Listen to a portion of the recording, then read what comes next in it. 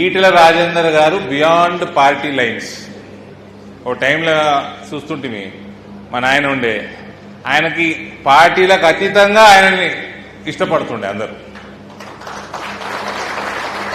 ఆయన పిసిసి అధ్యక్షుడుగా ఉండి తెలంగాణ మూవ్మెంట్లా టీఆర్ఎస్ తోటి అలయన్స్ చేసుకున్నప్పటికీ ఆంధ్ర వాళ్ళు ఇష్టపడుతుండే ఆయన. ఆంధ్ర వాళ్ళకి మనసు నొప్పియకుండా తెలంగాణ వాదానికి రాజకీయం చేసిండు ఆయన. ఆ తరహాలో ఇవాళ తెలంగాణలో రాజకీయ నాయకులు ఎవరైనా మిగిలిపోయినంటే చాలా తక్కువ ఉంటారండి. అందులో నెంబర్ 1 హుందాగా ఉండే నాయకుడు ఈటెల రాజేందర్ గారు. సో వీళ్ళందరికీ పార్టీలతో సంబంధం లేదమ్మా. We can work with them with in party, out side party also. They will be helpful for every one. వాళ్ళు ఎలక్షన్లు అయిపోయినాక రాజకీయాలు పట్టించుకునే వ్యక్తులు కాదు.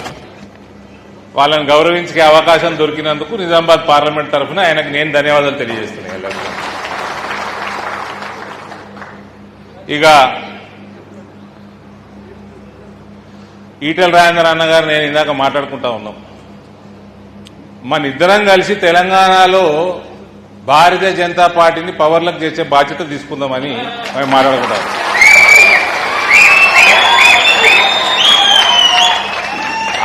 ఆయన 7 సార్లు ఎమ్మెల్యే, 7 సార్లు ఎమ్మెల్యే. నేనైతే 7 సార్లు, నా లక్కీ నెంబర్ 7. కానీ 7 సార్లే కాలే నేను ఇప్పటికి. ఆయన ఒకసారి ఎంపీ, ఓ 10 సంవత్సరాలు మంత్రి, అన్నిటికంటే మించి టీఆర్ఎస్ పార్టీ పుట్టిన కాడికి వెళ్లి తెలంగాణ ఉద్యమవాది.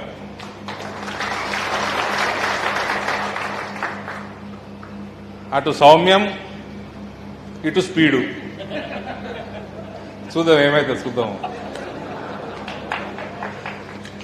ఇక మన టీఆర్ఎస్ లేదా టీఆర్ఎస్ కనబడతలేదు. నిజామాబాద్ పార్లమెంట్లో టీఆర్ఎస్ చాలా తగ్గిపోయింది, కనబడతలేదు. కాంగ్రెస్ వాళ్ళు, ఎంఐఎం వాళ్ళు, ఇంకా ఆడాడ ఇండిపెండెంట్లు. అసలు చాలా గమ్మత్తుండే నిజామాబాద్ పార్లమెంట్లో. అటు మా బోగా శ్రావణి గారు కూడా ఆమె దగ్గర ఒక మున్సిపాలిటీలో సింగిల్ లార్జెస్ట్ పార్టీ. మెట్పల్లిలో అనుప్రభు గారు వచ్చినట్టున్నారు. మెట్పల్లిలో సింగిల్ లార్జెస్ట్ పార్టీ భారతీయ జనతా పార్టీ.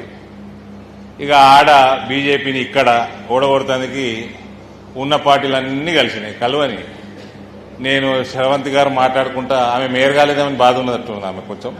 నాకు ఏం బాధ లేదు. బాజాప్తా రాజకీయ యుద్ధం భారతీయ జనతా పార్టీ గెలిచింది.